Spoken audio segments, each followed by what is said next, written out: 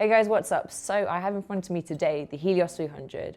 And honestly, this has probably been one of my favorite products of 2019. It's the perfect, wallet-friendly, but also a high-end gaming device. And today I'm going to be taking it open to see what's inside. So let's get started. And also it's worth noting, just to double check your warranty terms, I'm pretty sure it's fine to open it up and upgrade it because I don't see any tamper stickers here, but please just double check. Okay, right. Now we're in. So over here you have the battery. This is a 58 watt hour. This is all the room you have available. You can't upgrade it for a longer one. Over here you have the space for the hard drive. So if you want to add that in, you will need, with the Helios 300, you should get a ribbon cable, the starter cable. If you don't, have a look online, see where you can buy that for the Helios 300. So your hard drive will go here. It connects to the motherboard right here. And then the ribbon kind of connects down to your hard drive here. So you have the option of getting a hard drive, which is your cheapest option, or you can also get a hybrid drive, which has, the speed is closer to that of an SSD, but it has a bigger storage options available like a HDD. So that's something to consider too.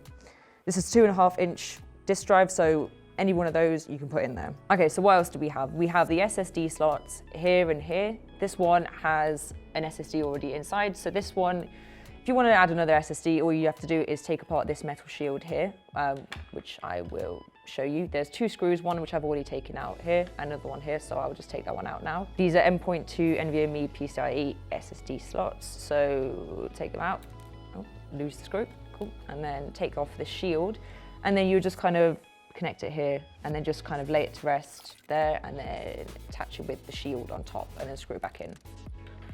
Okay, so what else do we have? We have the RAM here and here. This is dual channel DDR4 RAM. I think it's looks like two 8 gigabytes of RAM, so 16 gigabytes altogether.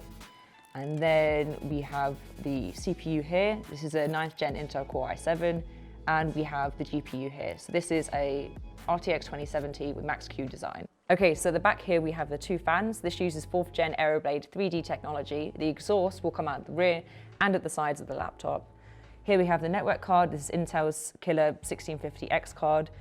And yeah, what is to say? I think that's about everything. Hard drive, SSD. Yeah, when it comes to the SSD, I think you can just plug it in and it should connect to the laptop fine. The laptop should recognize it. If it doesn't, probably just go to your disk management and create a new partition. I think that should be fine. Let me know if you have any problems or issues in the comments below. So now let's move on to the ports of the laptop. Okay, so now looking at the side of the laptop, we have a Kensington lock here. This is the exhaust for the fans here. You have your charging port there, your Ethernet port there, two USB 3.1s and a headphone jack. Okay, so turning the laptop round, on this side we have more exhaust, we have a HDMI, we have a mini display port, we have another USB 3.1, and we have a USB Type-C port. Okay, so there you go. That's just a super quick rundown of what's inside the Helios 300. And if anything, it's probably solidified the laptop for me, because not only is it a great gaming device, it's also actually super easy just to open up and upgrade in terms of memory and storage. So yeah, you're kind of future-proofing there as well too. That's all from me. Let me know what you want to see in the next video. If you want to see any more kind of opening ups and seeing what's inside, then comment down below. Let me know if you have a Helios 300. And now I'm gonna try and find those screws I lost. Okay, see you in the next video. Bye-bye.